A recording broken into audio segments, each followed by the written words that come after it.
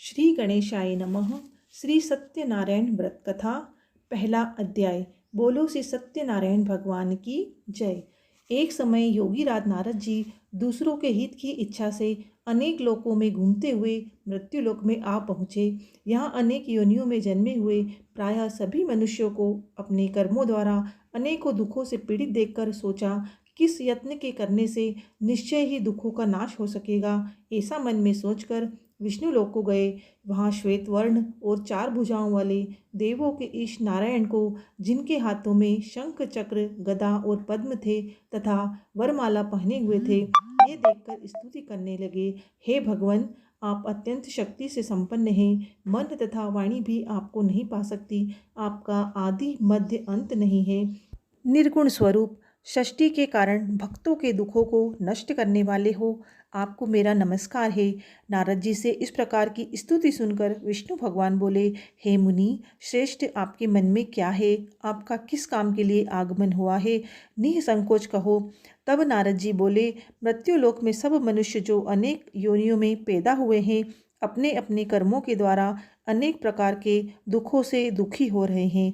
हे नाथ, मुझ पर दया रखते हो तो बताइए कि उन मनुष्यों के सब दुख थोड़े से ही प्रयत्न से कैसे दूर हो सकते हैं। श्री भगवान जी बोले, हे नारद, मनुष्यों की भलाई के लिए तुमने बहुत अच्छी बात पूछी है। जिस काम के करने से मनुष्य मोह से छूट जाता है, वह मैं कहता हूँ, सुनो। बहुत पुण्य देने वाला, स्वर्ग तथा मृत्युलोक दोनों में दुर्लभ एक उत्तम व्रत है। आज मैं प्रेमवश होकर तुमसे कहता हूँ, सत्यनारायण का यह व्रत अच्छी तरह विधान पूर्वक करके मनुष्य तुरंत ही यहाँ सुख भोग कर मरने पर मोक्ष को प्राप्त होता है। श्री भगवान के वचन सुनकर नारद मुनि बोले कि उस व्रत का फल क्या है, क्या विधान है, किसने यह व्रत किया और कैसे यह व्रत करना चाहिए, विस्तार से कहो। भगवान बोले, दुख शोक आदि को दूर करने वाला, धन्य धान्य को बढ़ाने वाला, सौभाग्य तथा संतान को देने वाला यह व्रत सब स्थानों पर विजय करने वाला है। भक्ति और श्रद्धा के साथ किसी भी दिन मनुष्य श्री सत्यनारायण की शाम के समय ब्राह्मणों और बंधुओं के साथ धर्मपरायण होकर पूजा करे। भक्ति भाव से नैवेद्य, केले का फल, घी, दूध और गेहूं का चूर्ण सवाया लेवें। गेहूं के अभाव में साठी का चूर्ण, शक्कर तथा गुड़ लें और सब भक्षण योग्य पदार्थ जमा करके भगवान को अर्पण कर देवें तथा बंधुओं सहित ब्राह्मणों को भोजन करावें। पश्चात स्वयं भोजन करें। नृत्य गीत आदि का आचरण कर सत्यनारायण भगवान का स्मरण करता हुआ समय व्यतीत करें। इस तरह व्रत करने पर मनुष्यों की इच्छा निश्चय पूरी होती है। विशेषकर कली काल में भूमि पर यही मोक्ष का सरल उपाय है। इति श्री सत्यनारायण व्रत कथा का प्रथम अध्याय संपूर्ण। बोलो श्री सत्यनारायण भगवान की जय। दूसरा अध्याय। सूत जी बोले, ऋषियों, जिसने पहले समय में इस व्रत को किया है उसका इतिहास कहता हूँ, ध्यान से सुनो। सुंदर काशीपुरी नगरी में एक अत्यंत निर्धन ब्राह्मण रहता था। वह भूख और प्यास से बेचैन हुआ नित्य पृथ्वी पर घूमता था। ब्राह्मणों से प्रेम करने वाले भगवान ने ब्राह्मण को दुखी देखकर बूढ़े ब्राह्मण का रूप धारण करके उसके पास जाकर आदर से पूछा, हे विप्र, नित्य दुखी हुआ पृथ्वी पर क्यों घूमता है? श्रेष्ठ ब्राह्मण, यह सब मुझसे कहो, मैं सुनना चाहता हूँ। तब ब्राह्मण बोला, मैं निर्धन ब्राह्मण हूँ, भिक्षा के लिए पृथ्वी पर फिरता हूँ। हे भगवान, यदि आप इसका उपाय जानते हो तो कृपा कर कहो।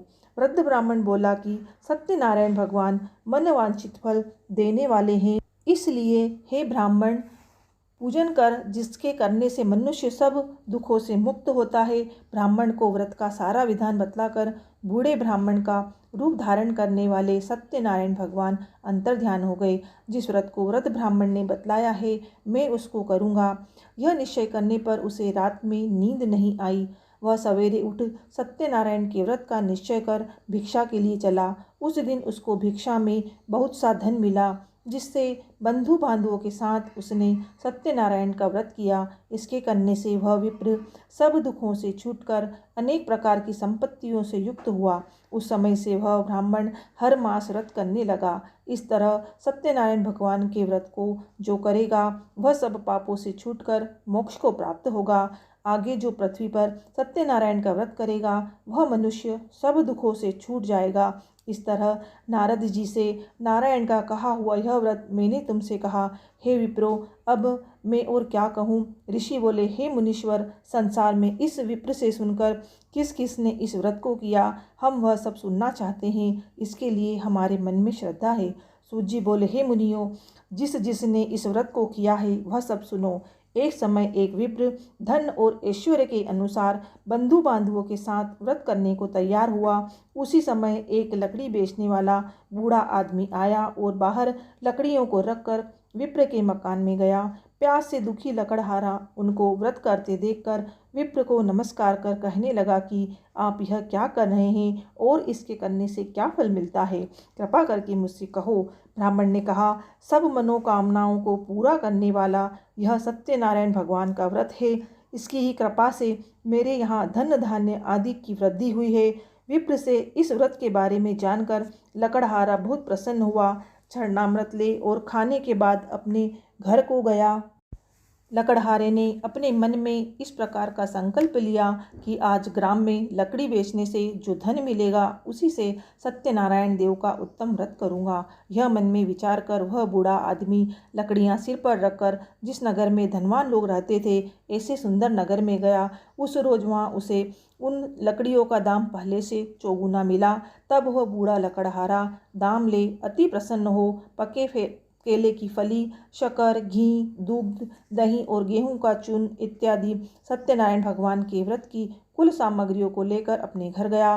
फिर अपने भाइयों को बुलाकर विधि के साथ भगवान जी का पूजन व्रत किया। इस व्रत के प्रभाव से वह बूढ़ा लकड़हारा धन पुत्र आदि से युक्त हुआ और संसार के समस्त सुख भोग कर वैकुंठ को चला गया। इति श्री सत्यनारायण व्रत कथा का द्वितीय अध्याय समाप्त।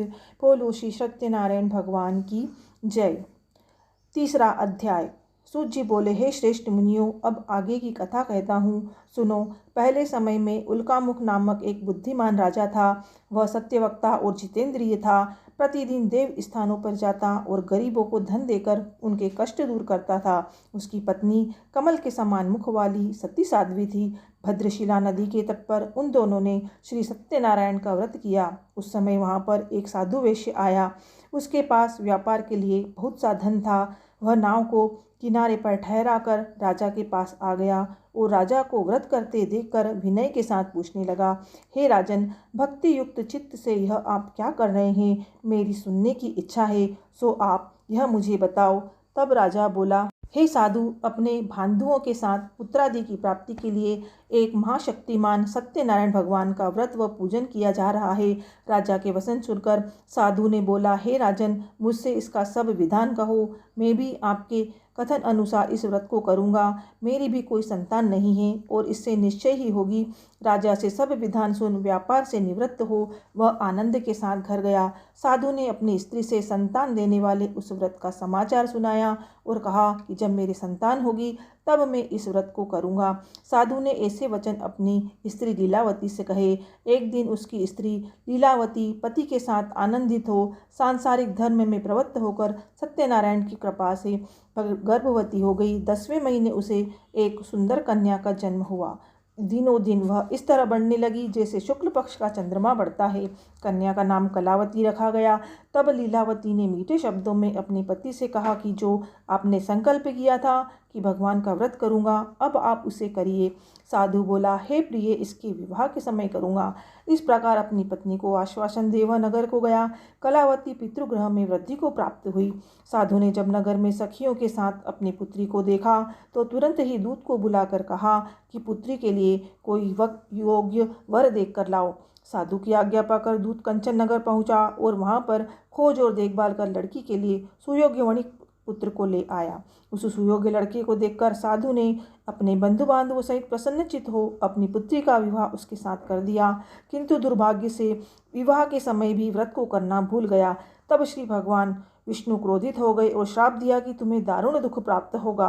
अपने कार्य में कुशल साधु बनिया जमाता सहित समुद्र के समीप स्थित रत्नपुर नगर में गया और वहां दोनों ससुर जमाई चंद्रकेतु राजा के उस नगर में व्यापार करने लगे। एक रोज भगवान सत्यनारायण की माया से प्रेरित होकर चोर राजा का धन चुराकर भागा जा रहा था, किंतु राजा के दूतों को आता देखकर चोर ने घबराकर भागते हुए राजा के धन को वहीं चुपचाप रख दिया जहाँ वो ससुर जमाई ठहरे हुए थे। जब दूतों ने उस साधु वेश्य के पास राजा के रन को रखा देखा तो दोनों को बांध कर ले गए और प्रसन्नता से दौड़ते हुए राजा के समीप जाकर बोले, यह 2 चोर हम पकड़ कर लाए हैं, देख कर आज्ञा दें। तब राजा की आज्ञा से उनको कठिन कारावास में डाल दिया गया और उनका धन भी छीन लिया गया। सत्यनारायण भगवान के श्राप द्वारा उसकी पत्नी भी घर पर बहुत दुखी हुई और घर पर जो धन रखा था चोर चुरा कर ले गए। शारीरिक व मानसिक पीड़ा तथा भूख प्यास से अति दुखित हो अन्न की चिंता में कलावती एक ब्राह्मण के घर गई। वहाँ उसने सत्यनारायण भगवान का व्रत होते देखा। फिर कथा सुनी तथा प्रसाद ग्रहण कर रात को घर आई।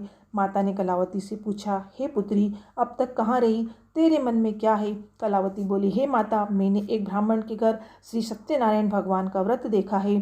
कन्या के वचन सुनकर लीलावती भगवान के पूजन की तैयारी करने लगी। लीलावती ने परिवार और बंधुओं सहित श्री सत्यनारायण भगवान का पूजन किया और वर मांगा कि मेरे पति और दामाद शीघ्र आ जावे। साथ ही प्रार्थना की कि हम सबका अपराध क्षमा करो।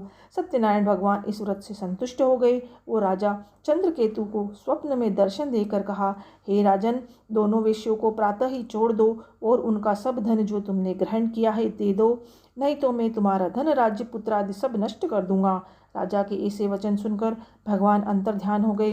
प्रातःकाल राजा चंद्रकेतु ने सभा में अपना स्वप्न सुनाया। फिर दोनों वणिक पुत्रों को कैद से मुक्त कर सभा में बुलाया। दोनों ने आते ही राजा को नमस्कार किया। राजा मीठे वचनों से बोला, हे महानुभावो, भाविवश ऐसा कठिन दुख प्राप्त हुआ है, अब तुम्हें कोई भय नहीं है। ऐसा कहकर राजा ने उनको नए नए वस्त्र आभूषण पहनाए और उनका जितना धन लिया था उससे दूना धन देकर आदर के साथ उन्हें विदा किया। दोनों वेश्य अपने घर को चल दिए। इति श्री सत्यनारायण व्रत कथा का 3 अध्याय समाप्त। बोलो श्री कृष्णचंद्र भगवान की जय। 4 अध्याय। सूत जी बोले, वेश्य ने मंगलाचार करके यात्रा आरंभ की और अपने नगर को चला। उनके थोड़ी दूर निकलने पर दंडी वेशधारी सत्यनारायण ने उनसे पूछा, हे साधु, तेरी नाव में क्या है? अभिमानी वणिक हंसता हुआ बोला, हे दंडी, आप क्यों पूछते हो? क्या धन लेने की इच्छा है? मेरी नाव में तो बेल पत्ते भरे हुए हैं। वेश्य का कठोर वचन सुनकर भगवान ने कहा, तुम्हारा वचन सत्य हो। दंडी ऐसा कहकर वहां से दूर चले गए। कुछ दूर जाकर समुद्र के किनारे बैठ गए। दंडी के जाने पर वेश्य ने नित्य क्रिया करने के बाद नाव को ऊंची उठी देखकर अचंभा किया तथा नाव में बेल पत्ते आदि देखकर मूर्छित हो जमीन पर गिर पड़ा। फिर मूर्छा खुलने पर अत्यंत शोक प्रकट कर कहने लगा।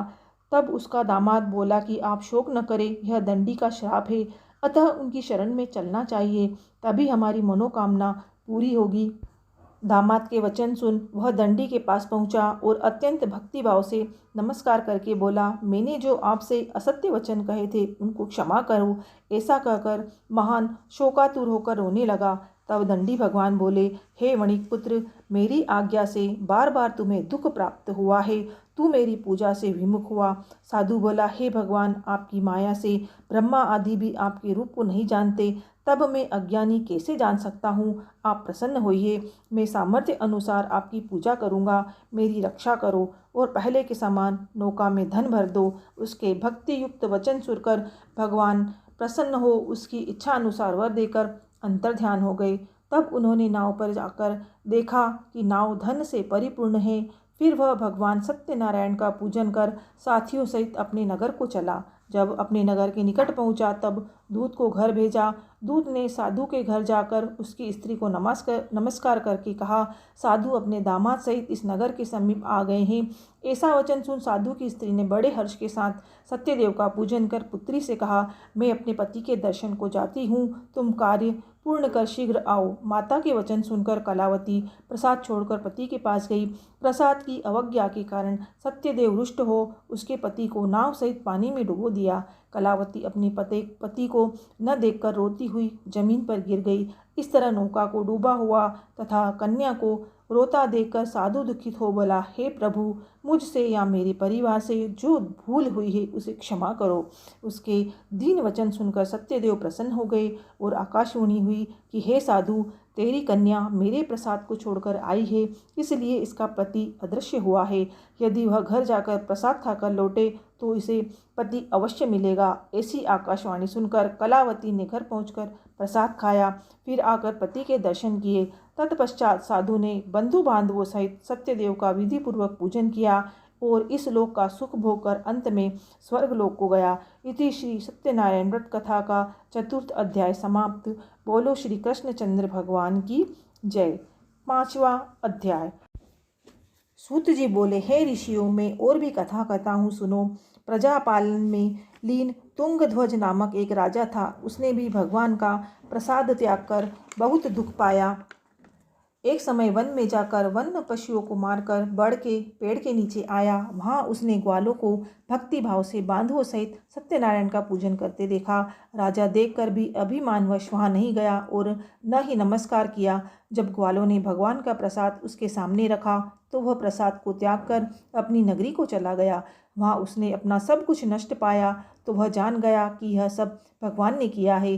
तब वह विश्वास कर ग्वालों के समीप गया और विधि पूर्वक पूजन कर प्रसाद खाया तो सत्यनारायण देव की कृपा से सब कुछ पहले जैसा ही हो गया। फिर दीर्घ काल तक सुख भोग कर मरने पर स्वर्ग लोक को गया। जो मनुष्य इस परम दुर्लभ व्रत को करेगा, भगवान की कृपा से उसे धन धान्य की प्राप्ति होगी। निर्धन धनी और बंधी बंधन से मुक्त होकर निर्भय हो जाता है। संतानहीनों को संतान प्राप्ति होती है तथा सब मनोरथ पूर्ण होकर अंत में वैकुंठ धाम को जाता है। जिन्होंने पहले इस व्रत को किया, अब उनके दूसरे जन्म की कथा कहता हूँ। वृद्ध शतानंद ब्राह्मण ने सुदामा का जन्म लेकर मोक्ष पाया। उल्कामुख नाम का राजा दशरथ होकर वैकुंठ को प्राप्त हुआ। साधु नाम के वैश्य ने मोर ध्वज बनकर अपने पुत्र को आरे से चीरकर मोक्ष को प्राप्त किया। महाराज तुंगध्वज ने स्वयंभू होकर भगवान में भक्ति युक्त हो कर्म कर मोक्ष को प्राप्त किया। इति श्री सत्यनारायण व्रत कथा 5म अध्याय समाप्त। बोलो श्री सत्यनारायण भगवान की जय। मोर मुकुट बंसी वाले की जय। दर्शकों, सभी प्रकार के व्रत त्योहार की कथा के लिए प्लीज़ हमारे चैनल को सब्सक्राइब करें। वीडियो अच्छी लगे तो वीडियो को लाइक करें, शेयर करें। जय श्री कृष्ण। राधे राधे।